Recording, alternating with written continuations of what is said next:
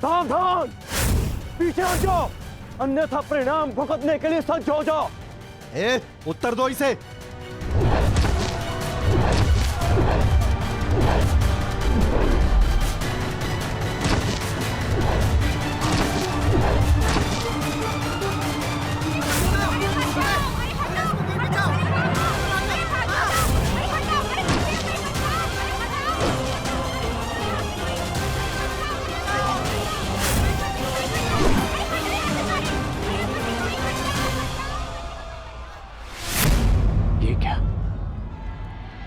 मैंने तो सहस्त्र चलाया था, मेरे बाण शस्त्र बाणों में परिवर्तित क्यों नहीं हो रहे?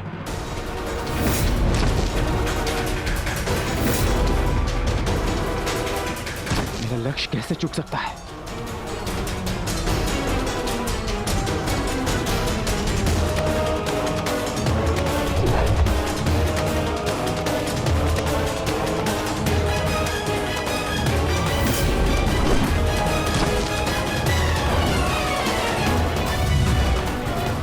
पर्वतास्त्र,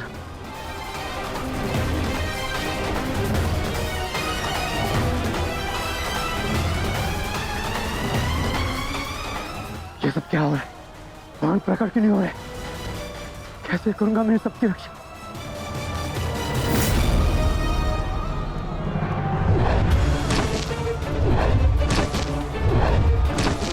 तुम शीघ्रता करो पार्थ, द्वारका की सभी स्त्रियों को अपने साथ हस्तिनापुर लेकर लौट जाओ। किंतु माधव, मैं आपके आदेश का पालन कैसे करूं? कैसे करूं इन सबकी रक्षा?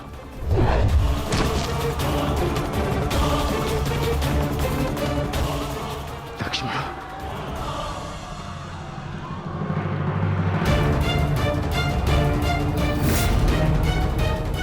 इधर छुप के बैठिए।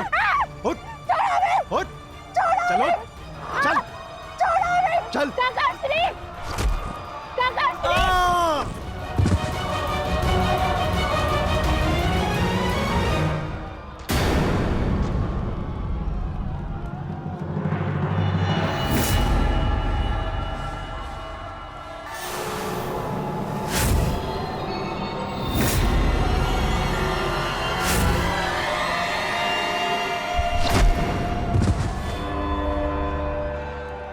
वो दिन समाप्त हुए अर्जुन, जब सारा संसार तुम्हारे गांडीव से कांपता था। अब नवयुग आरंभ हो चुका है।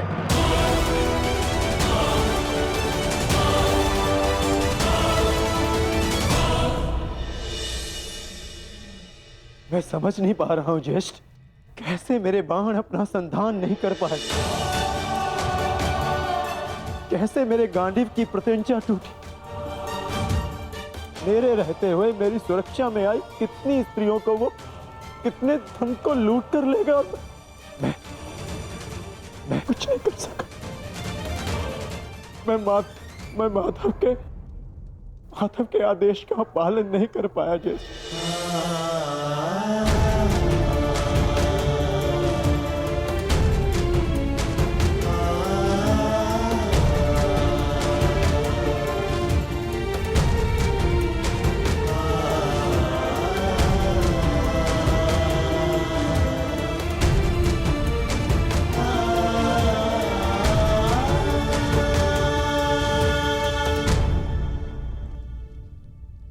नाश हो गया, कुछ नहीं बचा। माधव का संदेश क्या है अर्जुन? हर प्राणी के जीवन का एक कारण होता है, एक लक्ष्य होता है पार्थ, और उस लक्ष्य के पूर्ण हो जाने के पश्चात उसका सृष्टि में रहना संतुलन बिगाड़ता है। द्वारका की सभी स्त्रियों को और बालकों को अपने साथ हस्तिनापुर लेकर लौट जाओ, ताकि वो हस्तिनापुर के परिवर्तन का भाग बनकर धर्म के मार्ग पर चल सके, नवीन युग का आलिंगन कर सके। मैं समझ गया अर्जुन, मैं समझ गया।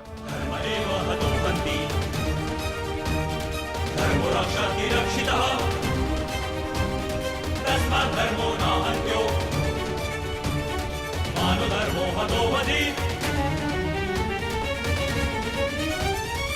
परिवर्तन का समय आ गया है। नई पत्तियों को आने के लिए पुरानी पत्तियों का झड़ना आवश्यक है।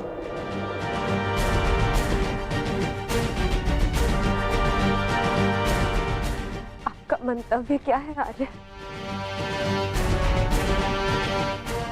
शीघ्र ही सबको सब कुछ समझ आ जाएगा।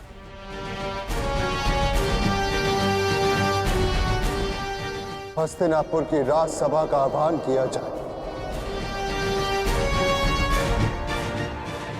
परीक्षित और वृषकेतु को अवश्य बुलाया जाए।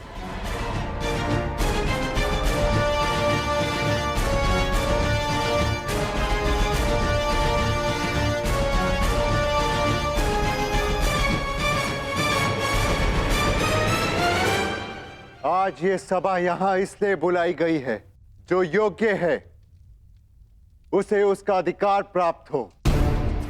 हम सब यहां अपनी नई पीढ़ी का स्वागत करने के लिए एकत्रित हुए हैं। वृषकेतु,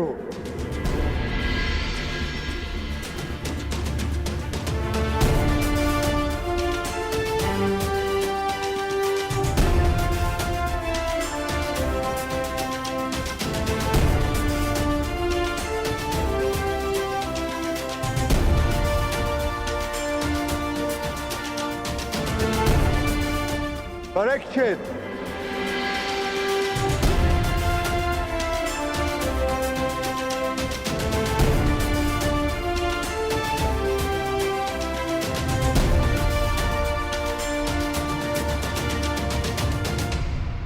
मैं सम्राट युधिष्ठिर आप सभी के समक्ष परीक्षित को हस्तिनापुर का राजा घोषित करता हूं। महाराज परीक्षित की, महाराज परीक्षित की, महाराज परीक्षित की, महाराज परीक्षित की।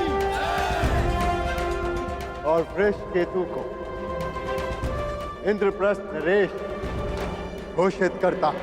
महाराज वृषकेतु की, महाराज वृषकेतु की, महाराज वृषकेतु की, महाराज वृषकेतु की।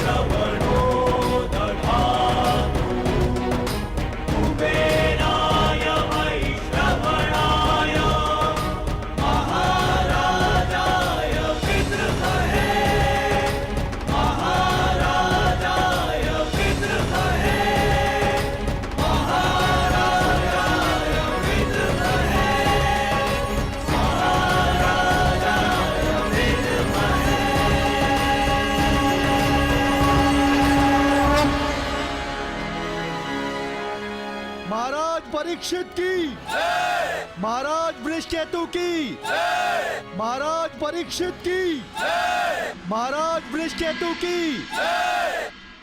सदैव एक दूसरे का साथ देते रहना और स्मरण रखना कि शक्ति बिना उत्तरदायित्व के भान के विनाश लाती है। सदैव अपना उत्तरदायित्व स्मरण रखना।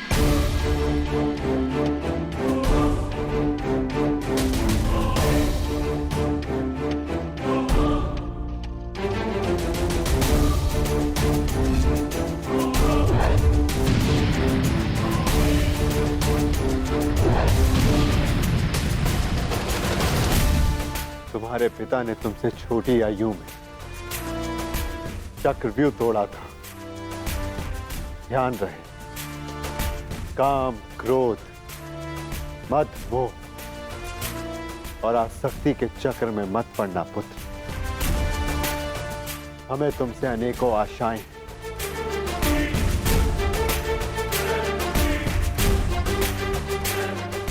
और तुम्हें उन पर खरा उतरना है। मुझे विश्वास है कि मेरे पश्चात परिवर्तन का अध्याय प्रारंभ होगा।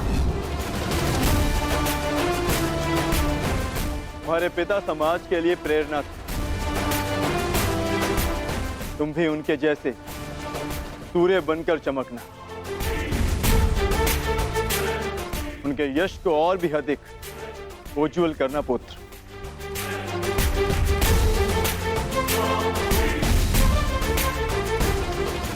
और स्मरण रखना पुत्र, मनुष्य का कर्म उसके चुनाव, उसकी नियति का निर्धारण करता है। सदा शुभ कार्य करना। महाराज वृषकेतु की, महाराज परीक्षित की, महाराज वृषकेतु की, महाराज परीक्षित की, महाराज वृषकेतु की, महाराज परीक्षित की, महाराज वृषकेतु की, महाराज परीक्षित की। शौचमिन्द्रिय निग्रह निर्विद्या सत्यं क्रोधो दशकं धर्मलक्षणम् निर्विद्या सत्यं क्रोधो दशकं धर्मलक्षणम् दशकं धर्मलक्षणम्।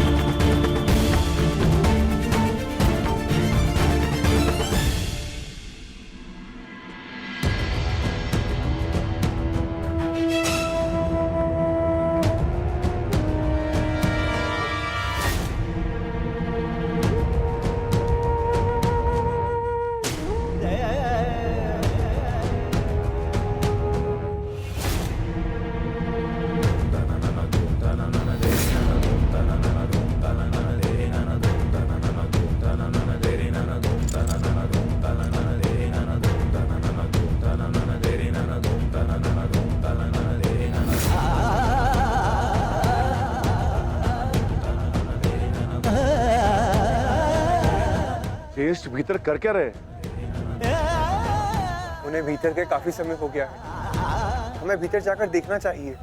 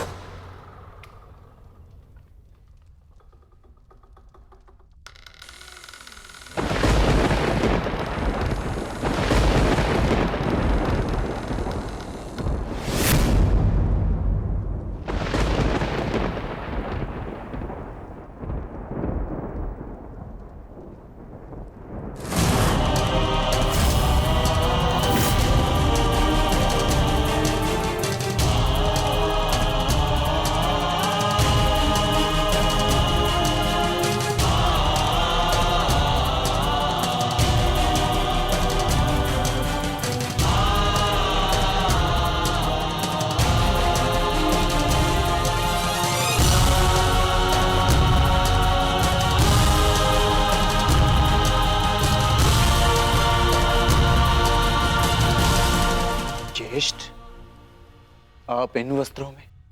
माधव का संदेश सुनकर भी नहीं समझे अर्जुन। एक समय के पश्चात जब मनुष्य के जीवन का लक्ष्य पूर्ण हो जाता है तो उसकी उपस्थिति सृष्टि का संतुलन बिगाड़ देती है। इसीलिए मैंने यह निर्णय लिया है कि मैं महाप्रस्थान करूंगा।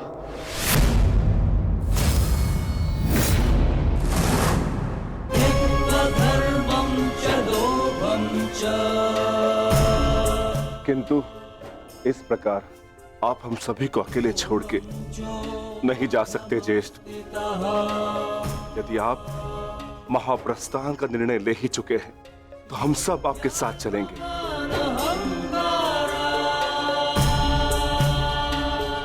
क्योंकि जहां आप है ज्येष्ठ, वही हमारा घर है। हाँ ज्येष्ठ, मनुष्य अपनी परछाई के बिना अस्तित्व में कैसे रह सकता है? हम पांचों भाई एक दूसरे की परछाई हैं। हम ना एक दूसरे के बिना रहेंगे और ना ही जिएंगे।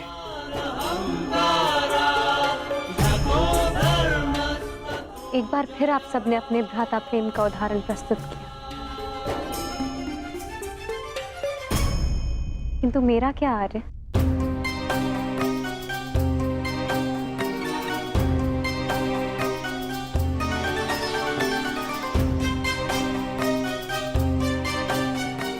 पांचाली, मैं जहां जा रहा हूं वह मार्ग बहुत कठिन है और तुम सब उस मार्ग पर नहीं जा पाओगी।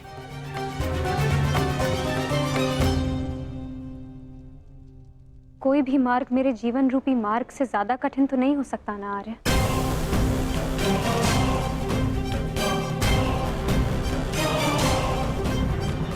राज्यसभा में हुए वस्त्र हरण के संताप को मैं सह गई, ये सोचकर कि मेरे पांचों पति मेरे साथ हैं, मेरा प्रतिकार लेंगे।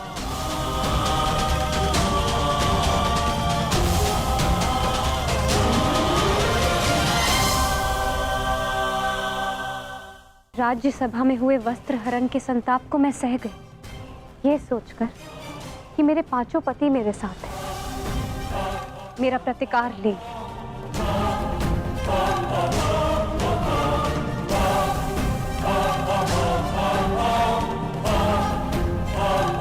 13 वर्षों के वनवास और अज्ञातवास को हंसते हंसते काटा, ये सोचकर कि मेरे पति मेरा त्राण करेंगे। मेरे पुत्रों की असमय मृत्यु से कठिन कोई और कंटक तो नहीं हो सकता ना आर्य, परंतु सहा मैंने, क्योंकि मेरे पुत्रों के पिता, मेरे पांचों पतियों का सानिध्य मुझे प्राप्त है, और आज आप मुझे ही छोड़कर जा रहे। माता कुंती ने आदेश दिया कि पांचों भाई आपस में बांट, मैं बटी आर्य, परंतु मैंने आप पांचों को बटने नहीं दिया।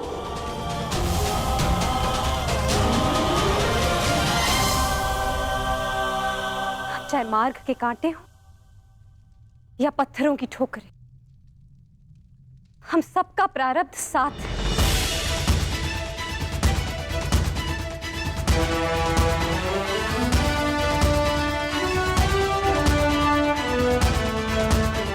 और यही मेरा निर्णय है आर्य, आप जहां भी जाएंगे मैं आपके साथ चलूंगी,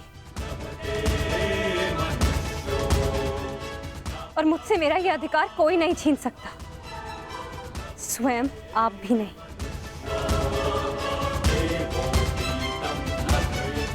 मैं चयन कर चुकी हूं आर्य, अब इस यात्रा का जो भी परिणाम होगा मुझे स्वीकार होगा।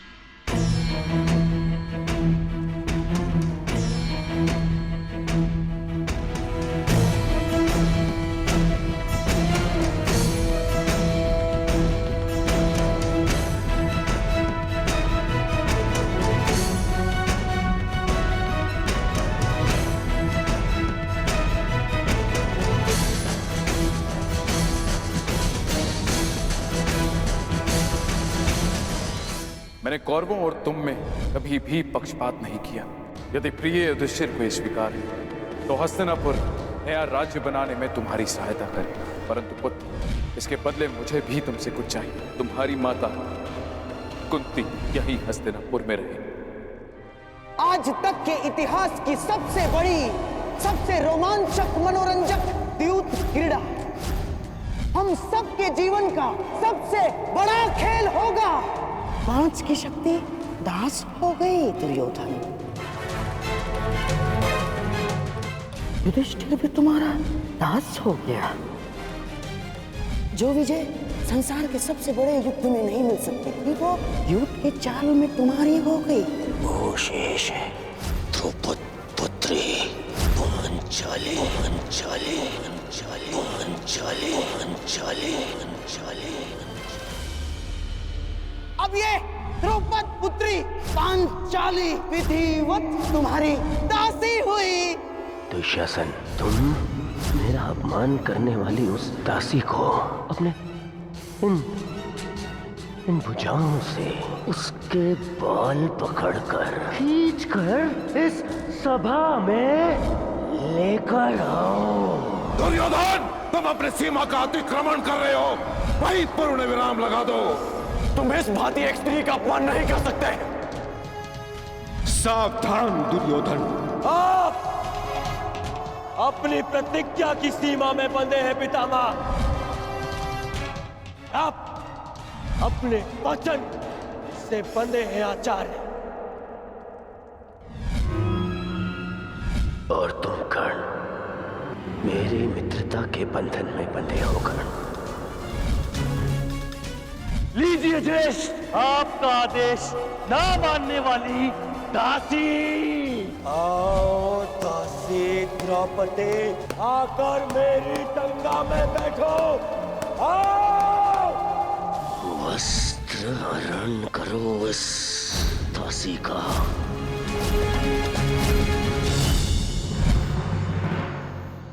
पुत्र परीक्षित, सदा द्यूत और शर्त से दूर रहना पुत्र।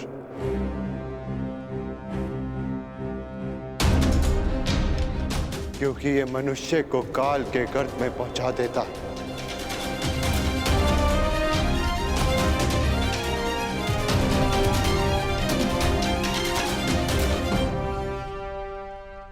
इस सभा में इतना सब कुछ हो जाने के बाद भी आप सब मौन हैं, परंतु इस अधर्मी दुर्योधन को उसके कुकर्मों का दंड अवश्य मिलेगा।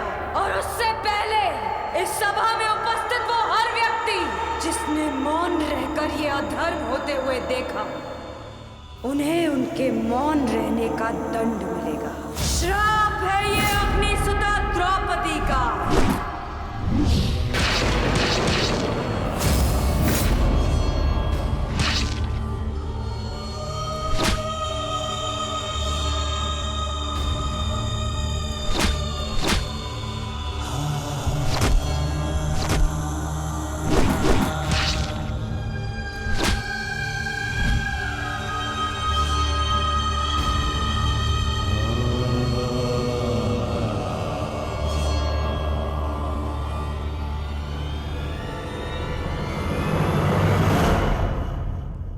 सदा स्त्री का सम्मान करना पुत्र।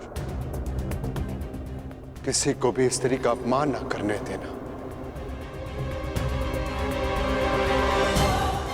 क्योंकि स्त्री का अपमान प्रकृति भी नहीं सहती।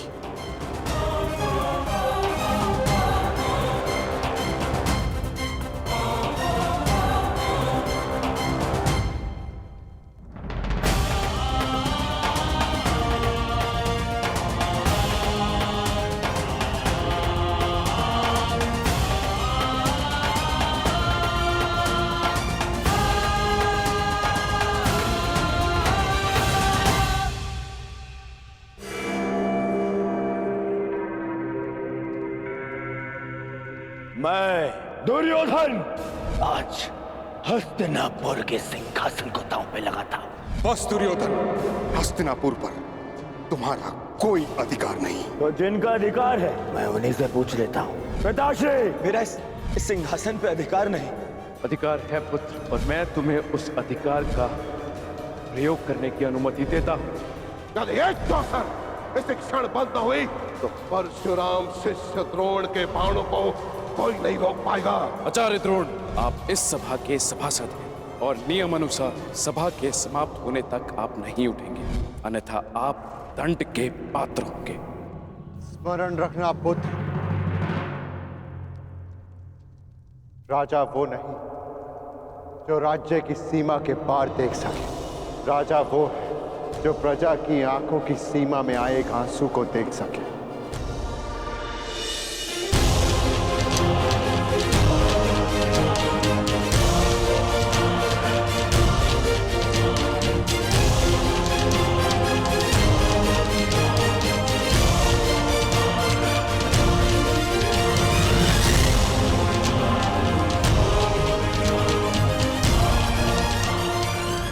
राजनीति का नहीं, सदा प्रजा नीति को ध्यान में रखकर निर्णय लेना पुत्र,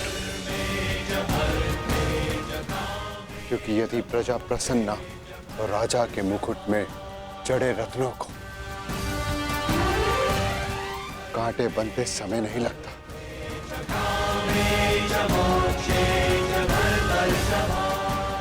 धर्म के साथ शासन करना,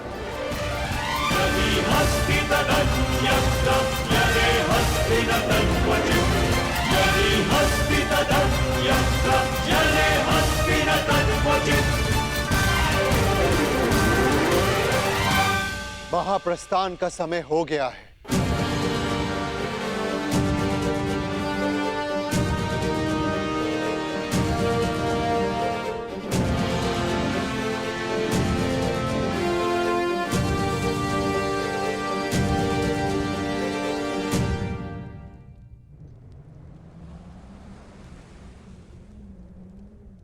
वानप्रस्थ में प्रस्थान करने का समय आ गया है।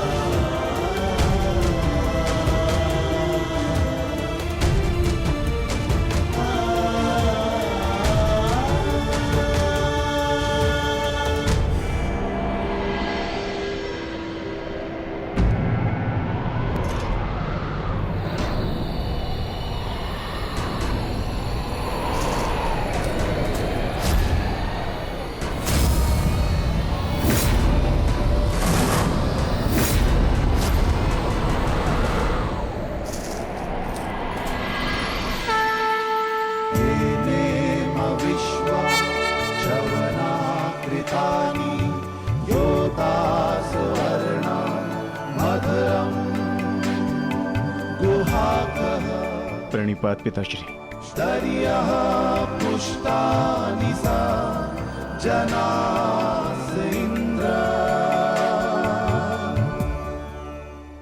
महाप्रस्थान का अर्थ समझते हो ना पुत्रों?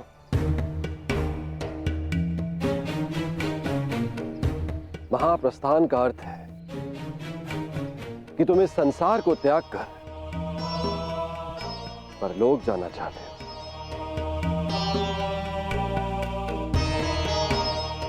परंतु स्मरण रहे, यह मार्ग इतना सरल नहीं है पुत्रों।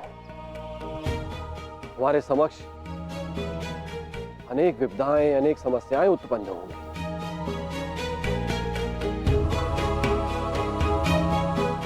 और तुम्हारे संरक्षक इंद्र के रहते हुए यह कैसे संभव है?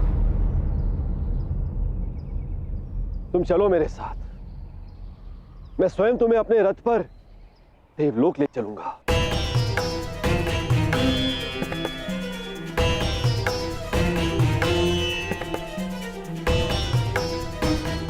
आपका हमारे प्रति ये प्रेम गदगद कर देने वाला है इंद्रदेव। परंतु हम आपके साथ जाएंगे या नहीं, इसका निर्णय स्वयं इंद्रपुत्र लेंगे।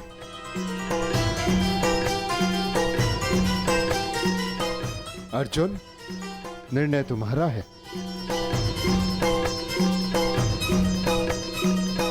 पिताश्री, हम पूर्ण रूप से देव नहीं,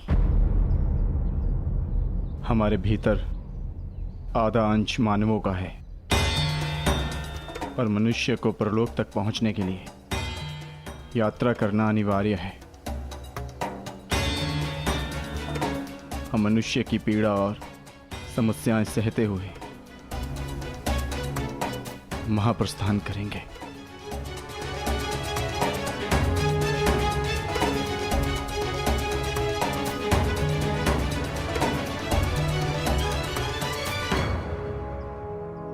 मुझे तुम पर गर्व है पुत्र।